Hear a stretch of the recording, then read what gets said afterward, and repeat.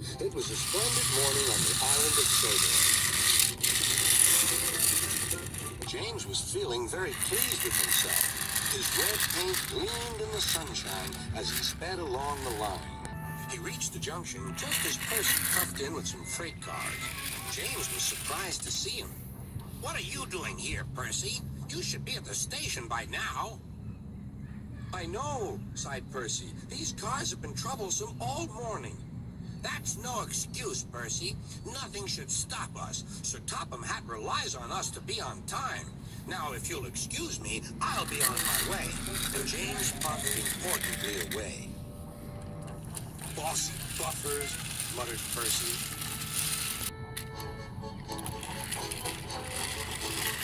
James arrived at the harbor. It was market day.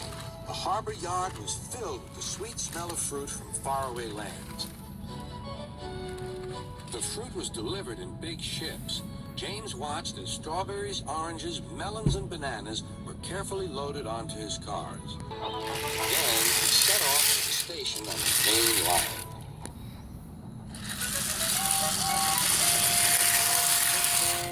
On the way, he met Thomas. Really reliable. That's me, panted James. Pity the same can't be said for Percy. Goodbye. What was all that about? Gasped Annie and Clarabelle. That was trouble. Trouble for James. Just wait and see. Percy was back in the yard and busy shunting. He had the cars in good order and was making up for lost time. But the station master had bad news. What's happened? Asked Percy's driver. James's brakes have jammed. We need Percy's help right away. Percy quickly set off to the rescue.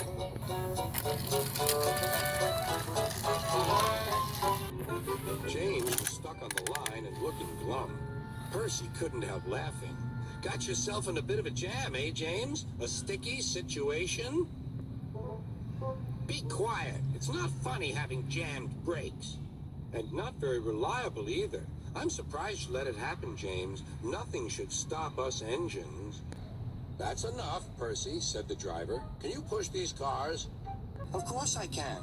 There's no time to lose. James has done too much of that already. James angrily hissed steam as Percy was coupled to the cars. Off we go, said Percy. I'll have to go fast to get there in time. Those big engines are so unreliable.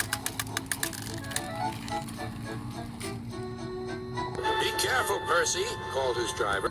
But Percy was in a hurry. He didn't see that the switch had failed and that he had been diverted into a siding. Look out, Percy, shouted his driver and applied the brakes. But it was too late.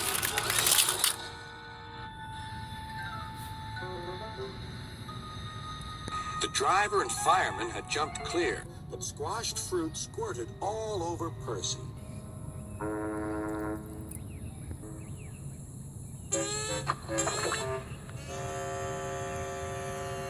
Sir Topham had arrived. Percy, you are not to blame for the switch failure, but I do not run a jam factory. Yes, sir. No, sir. And Percy squelched sadly away. That night, the shed was silent. James and Percy felt very sorry for themselves. At last, Thomas spoke. You know, he said to no engine in particular, there's more than one way to get jammed. We all learned that today. Still, there was silence.